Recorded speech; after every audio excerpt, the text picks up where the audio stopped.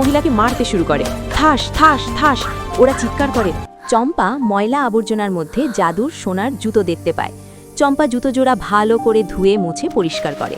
হঠাৎ করে জুতো থেকে চকমকে আলো বের হতে শুরু করে। হঠাৎ জুতোটা কথা বলে ওঠে। আমি জাদুর জুতো, আমি উঠতে পারি, তুমি বলো কোথায় নিয়ে যাব। চম্পা কৌতূহলবশত জাদুর জুতো পরতেই চম্পা বলে, চলো আকাশে। তখন জুতোর দুপাশে দুটি ডানা গজিয়ে ওঠে। জাদু জুতো ডানা মেলে উড়ে যায় আকাশে। চম্পা আকাশে উড়ে পুরো গ্রামের উপর দিয়ে ঘুরতে থাকে। নিচে গ্রামের মানুষ অবাক হয়ে তাকিয়ে থাকে। সবাই বলে, ওই দেখো চম্পা উড়ছে। চম্পা খুশিতে হাসতে থাকে। ঠিক সেই সময় দুজন লোভী হিংসুটি মহিলা ভাবে চম্পার কাছ থেকে জাদু জুতো কিভাবে চুরি করা যায়। তারা চম্পাকে ডেকে নানা রকম ভালো মন্দ খাবার খাওয়ায়। খাবার মধ্যে তারা কিছু মিশিয়ে দেয়। খাবার খেতেই চম্পা ঘুমিয়ে পড়ে।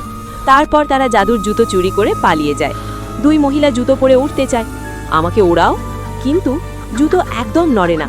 হঠাৎ জাদু জুতো নিজেই নড়তে শুরু করে আর দুই মহিলাকে মারতে শুরু করে। ঠাস ঠাস ঠাস ওরা চিৎকার করে, বাঁচাও বাঁচাও, আমরা আর চুরি করব না। এদিকে চম্পা তার জাদু জুতো খুঁজে না পেয়ে পাগলের মতো কান্না করছে আর এদিক ওদিক খোঁজাখুঁজি করছে। জাদু জুতো আবার চম্পার কাছে ফিরে আসে। চম্পা জাদু জুতো আনন্দে বুকে জড়িয়ে ধরে। তবুও কেউ জাদু জুতোর জন্য এখনো পর্যন্ত লাইক সাবস্ক্রাইব করেনি।